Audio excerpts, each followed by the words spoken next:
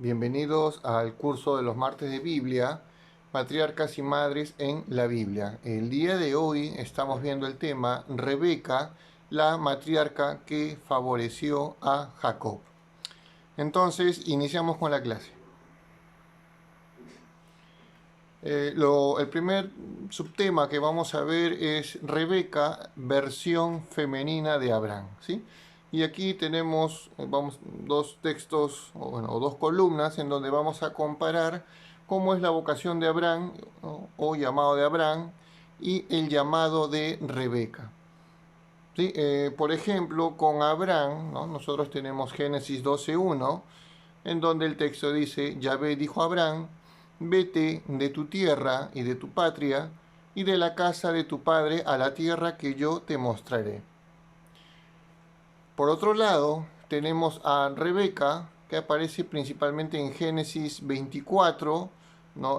Cuando Abraham le dice a su criado que vaya a la tierra de sus padres, o donde habita su hermano Nahor, para que de esta tierra, de este lugar, pueda encontrar una esposa idónea para su hijo Isaac.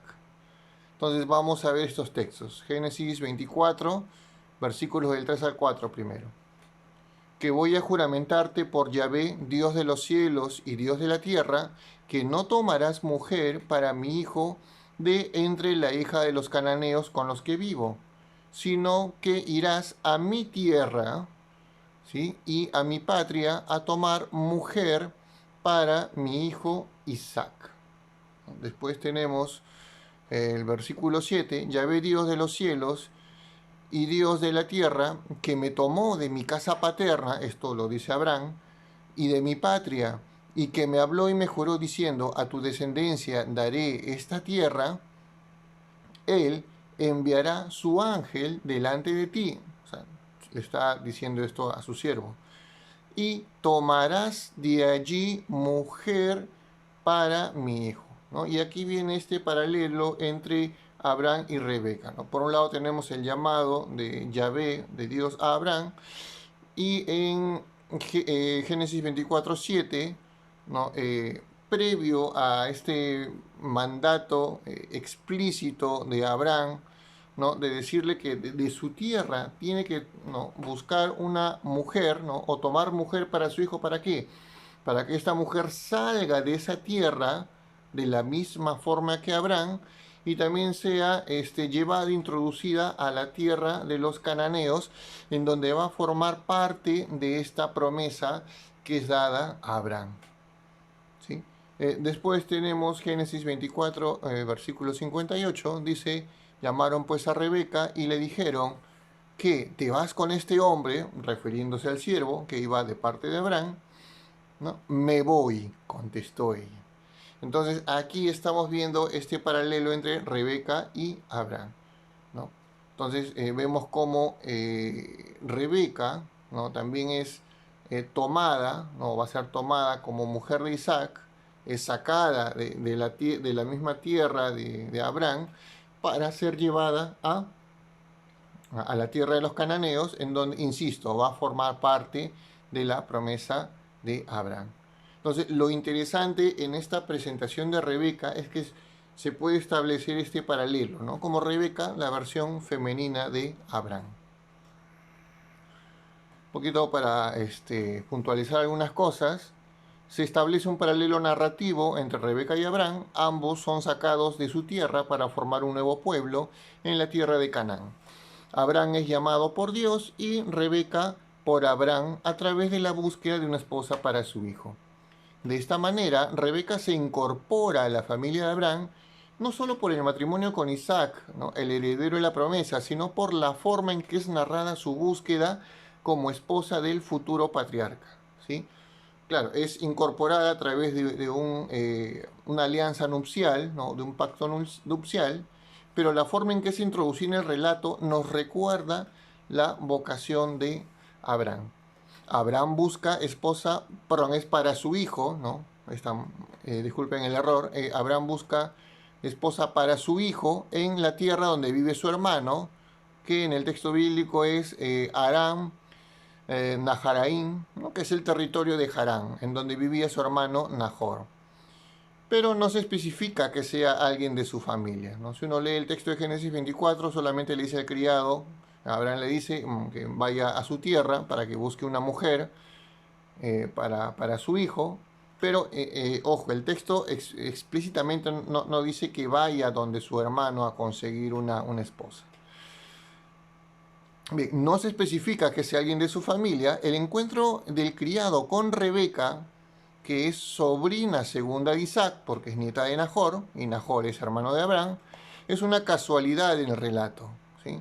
Por eso la oración de agradecimiento del criado, porque la mujer que él está ponderando, que está evaluando para que sea esposa de Isaac, resultó ser su pariente, ¿sí? En el texto, en la narración, vemos cómo el criado tiene un encuentro con Rebeca en el pozo, en un pozo. Ella se muestra muy amable, muy atenta con él, ¿no? Y mientras el criado pues la observa, pondera, ¿no? Si esta puede ser una mujer adecuada para el hijo de su patrón, ¿no? Resulta que es pariente de Abraham.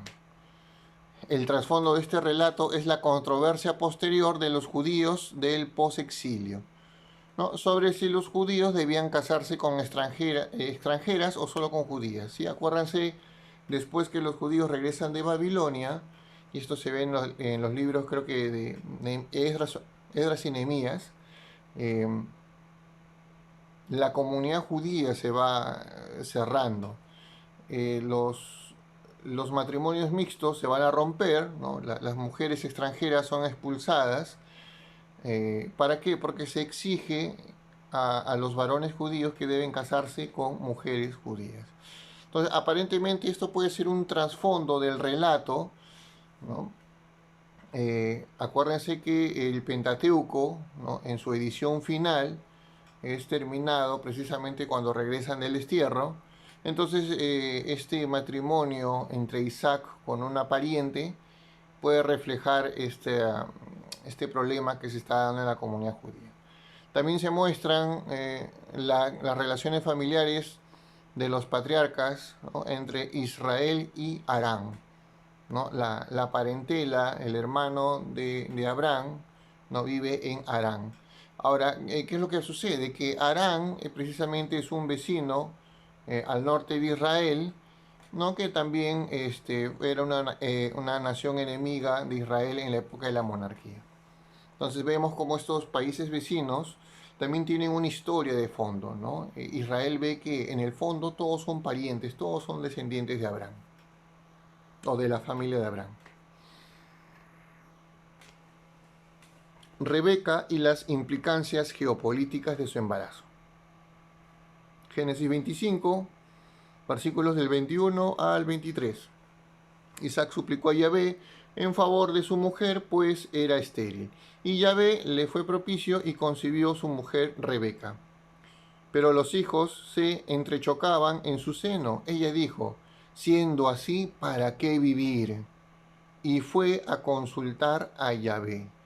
Ojo, o sea, lo que el texto nos está diciendo era que tanto era el dolor que sentía Rebeca en el vientre, ¿no? El dolor producido por la pelea entre sus dos hijos en su vientre, que ella prácticamente hace una oración, ¿no? Diciendo, Señor, ¿para qué vivir con este dolor? ¿No? Y el texto es curioso porque dice fue a consultar a Yahvé, dando a entender que Rebeca fue a algún lugar de culto en donde estaba buscando tal vez un oráculo del Señor. Y precisamente cuando va a consultar a Yahvé, ¿no? A pedir un oráculo, ¿no? Yahvé le responde, ¿no? Le dice, dos pueblos hay en tu vientre, dos naciones que al salir de tus entrañas se dividirán, la una oprimirá a la otra, el mayor servirá al pequeño, ¿no? ¿A qué se refiere esto? Aquí tenemos un mapa de los reinos. Ahí tenemos al sur Edom, tenemos el reino de Judá, el reino de Israel. Sí, acuérdense que después del reinado de Salomón, ¿no? Con su hijo Roboam, el gran reino unificado de Israel se va a dividir en dos, reino del norte, reino del sur. Entonces aquí tenemos los reinos, ¿no? Edom, reino de Judá, reino de Israel, tenemos Filistea, Moab, Amón, ¿no? La parte donde dice Siria también es conocida como la región de Damasco, ¿no? O Arán. Lo interesante es que aquí lo que estamos viendo es que los pueblos vecinos de Israel, ¿no? Que en su historia también van a tener conflictos, ¿no? Van a tener enfrentamientos, ¿no? Son vistos como enemigos y como pueblos idólatras. En la conciencia de Israel está esta idea de que todos son hermanos. De una u otra forma, todos son parte de la familia de Abraham. Un poquito para entender parte de esta profecía o este oráculo que le da Yahvé a Rebeca, vamos a dar algunos datos sobre Edom. El pueblo de Edom eran descendientes de Saúl, sus descendientes se instalaron en el Seir, eso lo tenemos en Deuteronomio capítulo 2, versículo 22, ¿no? Esaú es sinónimo de Edom. Durante el reinado de David, ¿no? David los conquistó a los edomitas, eso lo tenemos en 2 Samuel 8, del 12 al 14, donde primero se habla de Arán y después se dice que también fueron conquistados los edomitas, ¿no? Pero si se compara este pasaje con Primera de Crónicas 18:10, ¿no?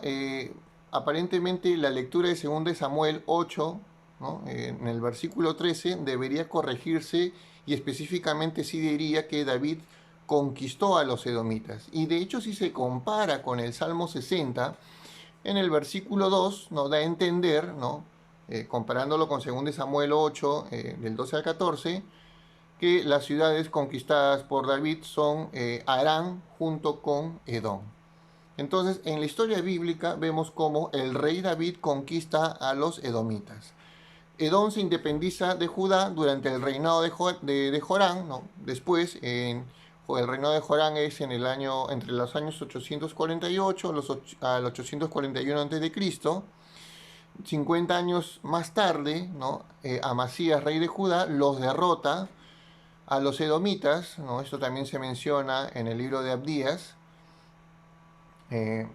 La importancia de Edom tiene su origen precisamente en que la conquista de este pueblo fue un gran logro del reinado de David. Por lo tanto, la derrota de Edom se convierte en un símbolo del reinado del Mesías davídico, ¿no? Y esto está prefigurado en las narraciones patriarcales. En otras palabras, la supremacía de Israel, ¿no? Sobre Edom. Esto para la conciencia de Israel no es algo nuevo, ¿no? Ya desde los antepasados, ¿no? Hay una predilección de Jacob sobre Esaú. Entonces eso es lo que significa esta profecía, ¿no? De que una nación será oprimida por otra, el mayor servirá al pequeño. Lo que está diciendo esta profecía es que dentro del contexto geopolítico, especialmente en la época de la monarquía, o también en el reinado de David, el reino de David va a tener preeminencia, va a conquistar a las demás naciones, ¿no? Y una de estas grandes conquistas es el reino de Edom. Ideas para puntualizar, para el pueblo de Israel, Rebeca no es solo su matriarca, sino que también es matriarca de Edom, pueblo vecino y enemigo de Israel por el dominio geopolítico de la zona. De esta manera, la historia de los dos hermanos que luchan desde el vientre materno se convierte en una prefiguración del conflicto de estas dos naciones. La profecía dada por Dios de que el menor prevalecerá sobre el mayor se cumple en el reinado de David cuando es anexado Edom al reino unificado de Israel. De esta forma, la promesa de Dios se va decantando, no necesariamente por el mayor, sino por el menor, como es el caso de Sara con Isaac, ¿sí? Perdón, no, como es el caso, claro, de Sara con Isaac. En este caso, Israel interpreta el dominio geopolítico y la conquista de sus pueblos vecinos como una elección gratuita de Dios desde la época de los patriarcas, ¿no? Es por eso que siempre está esta preferencia. Isaac es preferido por encima del mayor que es Ismael. Jacob es preferido por encima del mayor que es Esaú. ¿Por qué? Insisto, Israel se ve como una nación pequeña frente a otras naciones, pero tienen esta conciencia que a pesar de eso Dios los elige. Entonces es por eso que cuando cuentan su historia en retrospectiva, en esas narraciones patriarcales siempre el menor es el preferido. La promesa peligra Rebeca y el rey Abimelech, ¿no? Tenemos esta historia en donde se va a repetir este patrón literario, ¿no? En el cual el patriarca, por miedo a que lo maten, cuando va a un territorio extranjero, hace pasar a su esposa como su hermana y corre el peligro de que el rey del lugar se pueda acostar con ella y la pueda embarazar, poniendo en peligro la promesa que Dios le hace a Abraham. ¿Sí? Rápidamente voy a leer el texto. Se estableció pues Isaac en Gerar. Los del lugar le preguntaban por su mujer y le decía, es mi hermana. En efecto, le daba reparo decir, es mi mujer. No fuesen a matarle los del lugar por causa de Rebeca, ya que era de buen ver, o sea, era hermosa. Ya llevaba largo tiempo allí cuando aconteció que Abimelech, rey de los filisteos, atisbando por una ventana, observó que Isaac estaba solazándose con su mujer Rebeca. Llama a Abimelech a Isaac y le dice, con que es tu mujer, ¿cómo has venido diciendo es mi hermana?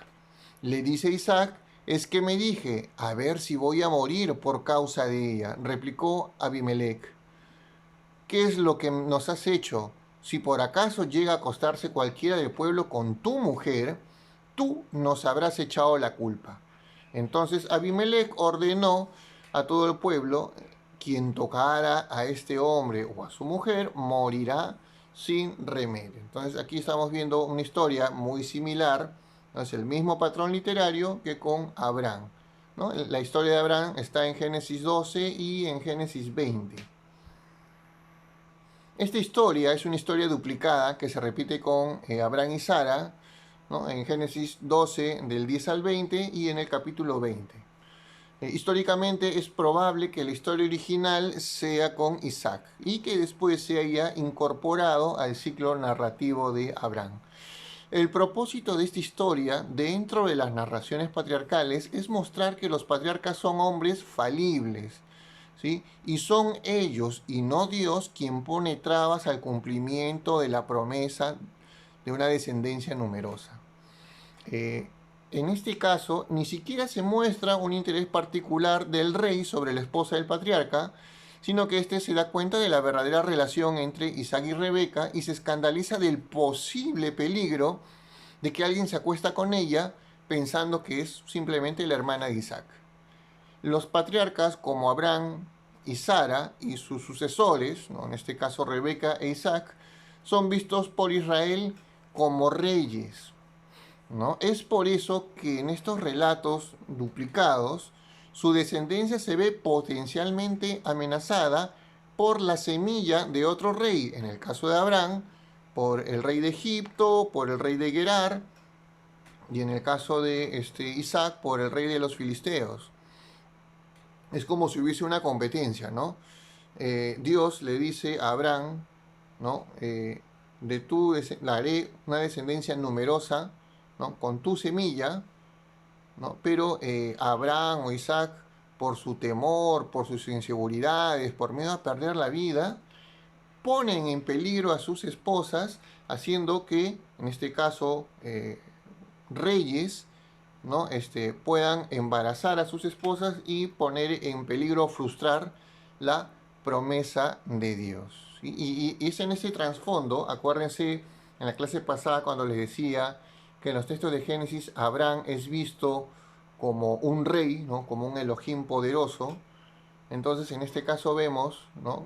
Esta comparación, ¿no? Los patriarcas, ¿no? Son vistos como reyes y su descendencia es puesta en peligro por la semilla de otros reyes, ¿no? Sin embargo, estos reyes, ¿no? Ya sea el Abimelech o el faraón, son considerados inferiores porque ellos no recibieron la promesa de Dios, ¿sí?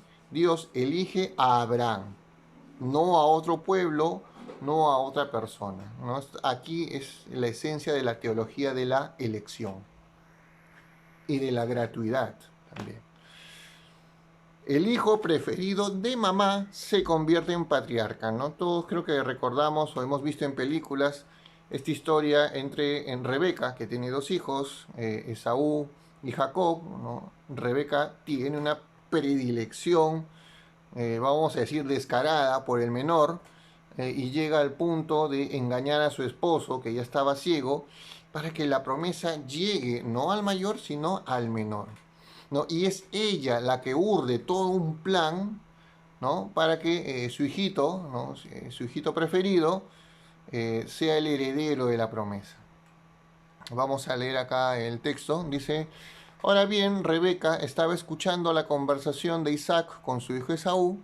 Esaú se fue al campo a cazar alguna pieza para su padre, porque le había dicho, ¿no? Tráeme, caza algo y prepárame algo. Y entonces Rebeca dijo a su hijo Jacob, acabo de ir a tu padre, que hablaba con tu hermano Esaú, diciendo, tráeme caza y hazme un guiso suculento para que yo lo coma y te bendiga delante de Yahvé antes de morirme. Pues bien, hijo mío, hazme caso en lo que voy a recomendarte. Ve al rebaño y tráeme de allí 2 cabritos hermosos. Yo haré con ellos un guiso suculento para tu padre como a él le gusta. Y tú se lo presentarás a tu padre, que lo comerá para que te bendiga antes de su muerte. Jacob dijo a su madre, pero si es mi hermano Esaú, pero si mi hermano Esaú es velludo, yo soy lampiño. A ver si mi palpa a mi padre y le parece que estoy mofándome de él. Entonces me habré buscado una maldición en vez de una bendición. Dícele su madre, sobre mí tu maldición, hijo mío. Mira hasta qué punto se arriesga Rebeca. Tú obedéceme. Basta con eso, ve y me lo traes. Él fue a buscarlos y los llevó a su madre. Y ella hizo un guiso suculento como le gustaba a su padre. Después tomó Rebeca, ¿no?, las ropas de Saúl, su hijo mayor, las más preciosas que tenía en su casa, y vistió a Jacob, su hijo pequeño. Luego, con las pieles de los cabritos, le cubrió las manos y la parte lampiña del cuerpo. Y puso el guiso y el pan que le había hecho en las manos de su hijo Jacob. Ojo, en las historias patriarcales y matriarcales, son las mujeres las que hacen que la historia se decante hacia un lado o favorezca a una persona. Sí, esto lo vimos con Sara y su lucha por defender los derechos de su hijo Isaac sobre el primogénito de Abraham, que en realidad era Ismael. Con Rebeca vemos lo mismo. Se pone del lado del hijo menor, ¿no?, Jacob, ¿no?, por encima de los derechos del primogénito, que es Esaú. Y esta es la predilección, y esta predilección es lo que sigue el futuro de Israel como elección, como nación elegida por Yahvé. El engaño de Rebeca y de Jacob tampoco no pretende ser una historia moralizante o que lo tomemos de ejemplo o que se está alabando el engaño. Al contrario, esto no se debe imitar, tampoco se debe alabar, pero el autor lo que pretende es contarnos cómo esta predilección de Dios sobre Israel no tiene un inicio necesariamente en el Éxodo, en la alianza de Sinaí. No, ya desde mucho antes, ¿no?, Yahvé había hecho una alianza con los patriarcas, ¿sí? Y es a través de las decisiones, en este caso de las mujeres, de las matriarcas, que Dios actúa en favor de Israel. Y muchas de estas decisiones a veces son cuestionables éticamente. Sin embargo, insisto una vez más, vemos cómo Dios actúa a través de estas acciones. Es lo que este refrán creo que resume perfectamente las historias de las matriarcas, ¿no? Dios escribe recto en líneas torcidas, ¿no? Lo que a veces para nosotros puede ser una injusticia, ¿no? ¿Cómo es posible que Agar sea maltratada de esa manera? ¿Cómo es posible que a Ismael le quiten sus derechos? ¿Cómo es posible que a Esaú le quiten sus derechos de primogenitura? En el fondo, ¿no?, Dios va actuando va actuando en la historia de Israel, ¿sí? A través de las decisiones de las personas, ¿sí? Dios puede sacar algo bueno a veces de las acciones que realizan los seres humanos, ¿no? Por ejemplo, el adulterio entre David y Betsabé, ¿no? Moralmente eso es algo malo. Incluso pagan las consecuencias de su pecado con la muerte de su primogénito, ¿no? Pero con su segundo hijo de ambos, Dios lo va a elegir para que sea el rey sucesor de David, ¿sí? Y él es el que construirá el templo de Jerusalén. Entonces a esto me refiero con Dios escribe recto en líneas torcidas. Seguramente ustedes por ahí estarán recordando este pasaje de la Biblia cuando Esaú vende su primogenitura por un plato de lentejas. Claro, en el fondo lo que el autor está tratando de decir con ese texto y con la narración que hemos leído es de una u otra manera fue Jacob y no Esaú quien recibió la promesa. ¿Sí? Más allá si Esaú hizo mal o no en vender su primogenitura o en este caso específico el engaño explícito de Rebeca en confabulación con Jacob, ¿sí? En el fondo es Dios quien a través de estas decisiones va a actuar con su gracia y su misericordia. Un poquito para entender este tema de la elección, yo les invito a que cojan su Biblia y vayan a Deuteronomio capítulo 7, ¿sí? Voy a leer un pequeño pasaje. Dice dice lo siguiente, es Deuteronomio 7 desde el versículo 7 en adelante. No piensen que Yahvé se ha prendado de ustedes y los ha elegido porque son el más numeroso de todos los pueblos, pues de hecho son el menos numeroso. Si Yahvé los ha sacado con mano fuerte y los ha liberado de la casa de servidumbre, del poder del faraón, rey de Egipto, ha sido por el amor que les tiene y por guardar el juramento hecho a sus padres. ¿No? Has de saber pues que Yahvé tu Dios es el Dios fiel que guarda su alianza. Bien, en fin, entonces aquí el texto dice claramente, ¿no? Israel no ha sido elegida por ser la nación más numerosa, la más poderosa, simplemente ha sido elegida por amor, ¿sí? Porque Dios en su soberanía y en su gracia eligió a Abraham y de él formar un solo pueblo. Entonces, es por eso, insisto, que cuando cuentan su historia en retrospectiva, ¿no? Vamos a decir, los hermanos menores son los que van a personificar a Israel, ¿sí? Y ellos son elegidos no porque sean los mejores, los más inmaculados, los más puros. Es simplemente una elección gratuita hecha por Dios. Conclusiones, Rebeca es presentada como una mujer a la par del patriarca Abraham por la manera en que es narrada su llamado o elección como esposa de Isaac, es digna sucesora de Sara e igual de hermosa que su suegra. Rebeca es víctima también de las malas decisiones de Isaac, que pone en peligro el cumplimiento de la promesa. Pero ella, igual que su suegra Sara, hace todo lo necesario, incluso cometiendo actos de moral cuestionable, para que la promesa se decante a favor de uno, que no necesariamente es el primogénito. Rebeca es signo de unidad, de fraternidad, de dos naciones que son vecinas y rivales. Por más enemigos que se vean unos a otros, se reconocen como naciones hermanas. Sin embargo, es la nación de Israel la que es heredera de las promesas. La astucia de las mujeres es el detonante de las historias patriarcales y matriarcales, para que se cumpla la promesa de Dios en favor de un hijo, como en este caso sería Jacob el hijo segundo o el hijo menor. Yo creo que de todas estas conclusiones, para mí la más importante es la primera. Rebeca es una mujer que está dispuesta a dejar su entorno, lo que es seguro, su familia, ¿no? Por ir a lo desconocido. Pero ojo, eso desconocido es una promesa a futuro de Yahvé.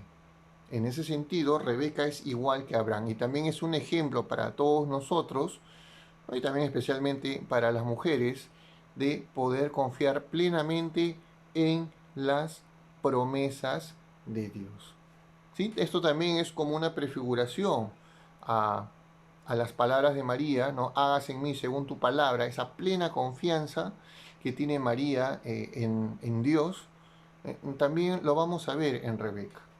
¿Sí? Entonces, creo que es importante ver estas historias de las matriarcas como una manera de que tiene Israel de contar su historia. Ellos no se creen perfectos, ojo, no se creen los mejores.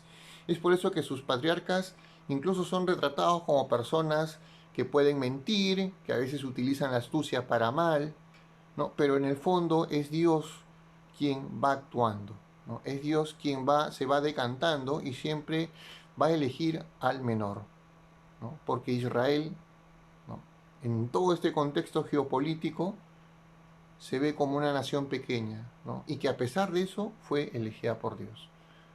Y de esta manera también esto podría ser una manera de entender cómo a veces Dios puede elegirnos para grandes cosas y a veces nosotros no nos creemos merecedores de eso, ¿no?